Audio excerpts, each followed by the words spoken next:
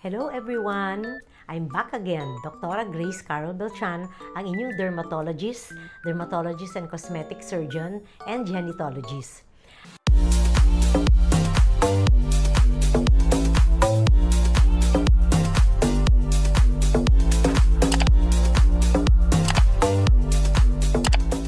Ang topic po natin ngayon ay hindi lamang interesting sa mga matatanda, kundi sa mga bata din. Ito po yung tinatawag natin na graying hair or canitis or achromotrichia, yung pagpuputi ng buhok.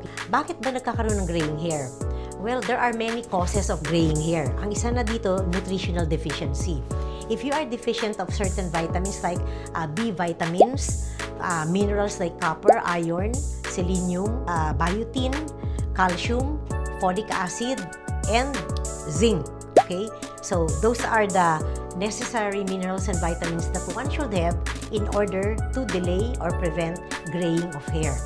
Another cause of graying hair is the low serum ferritin level. Kasi kung wala kang serum ferritin, magiging low ang iron supply mo sa body. Pangatlo, syempre genetic, no? Kapag may mamanahing kang puting buhok, bata ka pa lang, pwede ka na magkaroon ng graying hair. So, pag matanda na, that's natural na kasi aging. Pero kung bata ka pa at nagkaroon ka ng graying hair, that is definitely genetic.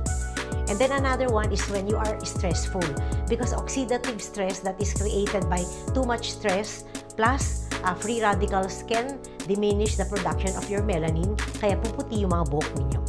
And then we also have certain medical conditions like autoimmune diseases, yung mga lupus, dermatomyositis.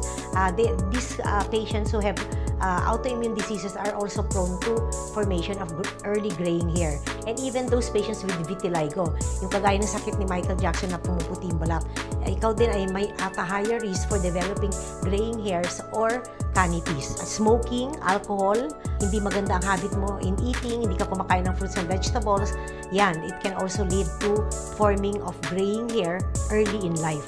May mga pasyente ako na mahilig yung mga magpaayos ng buhok, so yung magpapakulot, yan, yung magpapakulot or hair straightening, kumisa may mga chemical components to that are harmful for the melanocytes. So, they either kill the melanocytes or prevent your melanocytes from forming properly the melanin synthesis, no? Kaya walang color yung hair mo, kaya pumuputi yung hair mo because of that.